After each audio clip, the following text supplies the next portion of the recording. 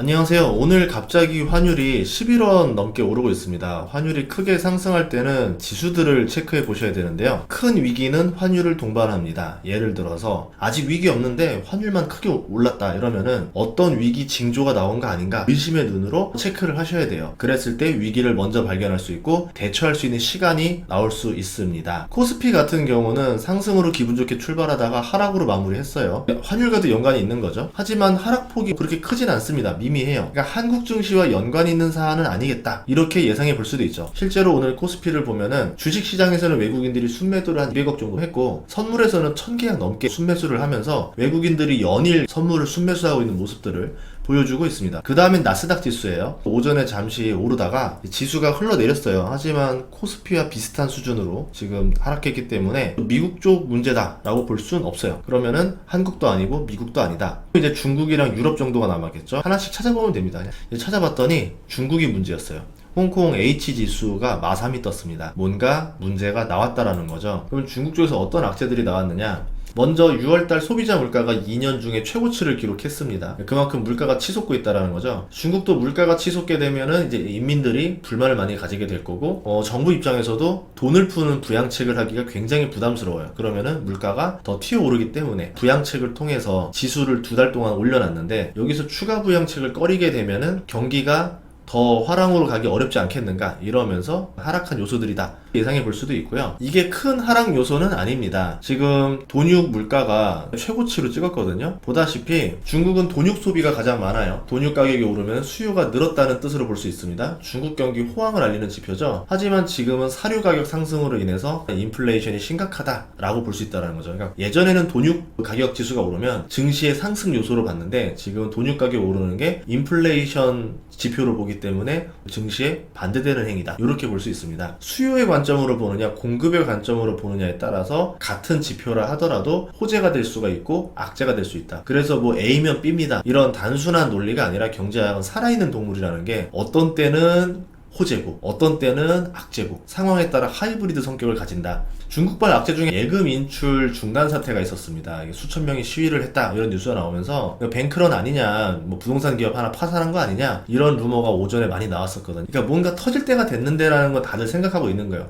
야 중국이 부채가 어마어마한데 왜 안 터지지? 터질 때가 됐는데 이러다가 이런 뉴스가 나오니까 그럼 그렇지. 근데 이제 루머라고 얘기가 나오고 있고 중단 사태는 4월부터 있었던 거로 나왔던 거고 이제 시위를 했다라는 뉴스였는데 이게 사람들의 상상력을 자극했던 게 아닌가 싶습니다. 만약 이게 사실이라 그랬으면은 마이너스 3%로 안 끝나죠. 마이너스 한 10% 이상 갈 뉴스였었거든요. 그렇기 때문에 시장에서도 그거로 반응한 건 아니다 라고 볼 수 있어요. 가장 큰 뉴스는 상하이 재봉쇄 우려였었어요. 상하이 확진자가 다시 늘어났습니다. 그래서 재봉쇄할 가능성이 높다 라고 보면서 지수가 하락했죠. 상하이 봉쇄 기간 동안 세계 경제가 꽤나 타격을 받았어요. 그렇기 때문에 이 뉴스에 지수가 영향을 줬고 악재 대비 하락률을 보면은 이 뉴스가 직접적인 영향을 줬다라 봐요. 만약 결정이 난다라 그러면은 추가 하락까지도 나올 수가 있습니다. 그러면 중국에 수출하는 우리 기업들 그리고 중국에 공장이 있는 우리 기업들이 나쁜 영향을 받았겠죠. 실제로 코스피 내역을 보면은 중국 수출 비중이 높았던 화학주들 중심으로 주가가 크게 하락했어요. 만약에 한 번 더 상하이 봉쇄가 된다라고 하면은 큰 타격을 주지 않겠느냐라고 보는데 저는 좀 다르게 생각해요. 저번 봉쇄 때보다는 지수가 그렇게 크게 하락하지 않을 것이다라 봐요. 왜냐면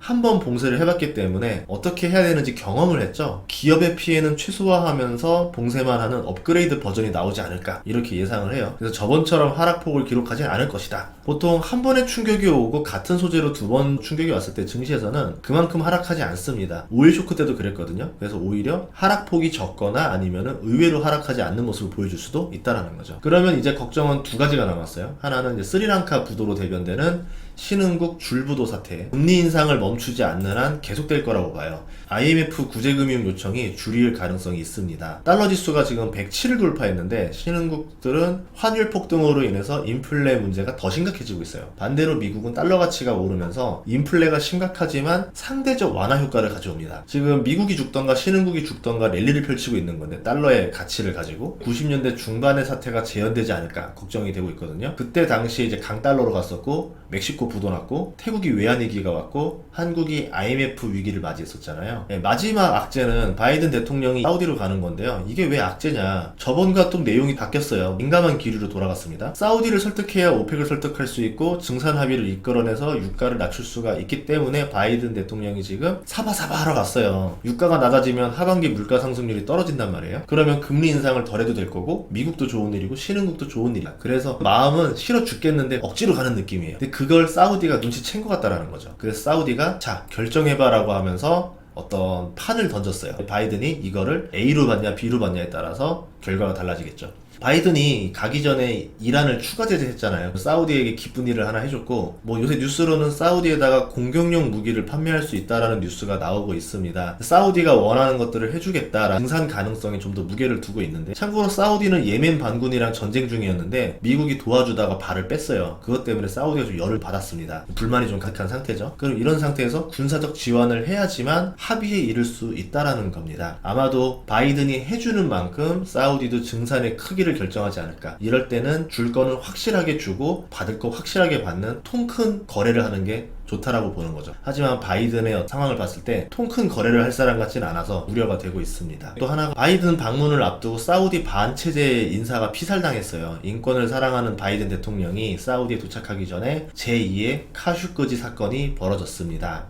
마치 바이든을 시험하거나 매기는 빈살만의 행동이라는 거죠. 그러니까 일종의 바이든 테스트가 된 게 아닌가 싶은데, 이 굴욕을 참는다는 거는 인권을 묵인하겠다는 거고, 여기서 인권을 언급했다가는 사우디한테 증산 부탁을 안 하겠다라는 거죠. 결국 사우디는 바이든의 태도를 보고 결정하겠다. 너가 나한테 큰 선물을 안 주면 내가 스스로 너가 큰 선물을 할 수 있도록 결정하게 상황을 만들어주겠다.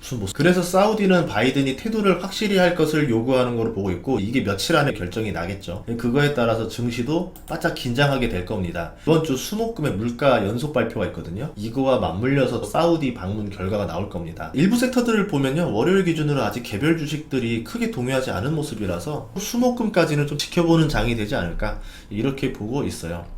그리고 월가 세력들이 이 기회를 놓치지 않을 것이다 라고 생각을 합니다. 이게 배구로 치면은 토스가 되게 예쁘게 올라왔어요. 호재들을 한 군데 쫙 몰았습니다. 이걸 가지고 월가가 강스파이크를 때릴 거냐 아니냐를 선택해야 되는 거죠. 강스파이크를 때리면 시장에 어마어마한 충격을 줄 수 있는 숏을 때릴 수 있는 거고, 반대로 모두가 강스파이크를 예상해서 다 뒷짐지고 받을 준비를 하고 있겠죠.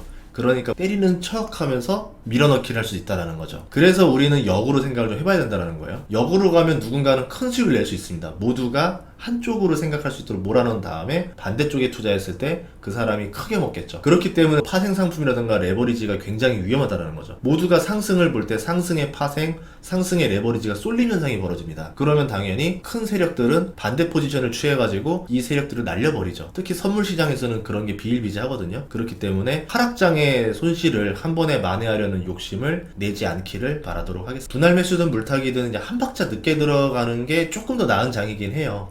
너무 비관적으로 볼 필요는 없지만 서두르지도 않았으면 좋겠습니다. 다음 시간에 좋은 정보로 찾아뵙도록 하겠습니다. 구독과 좋아요, 알림 설정 부탁드릴게요. 고맙습니다.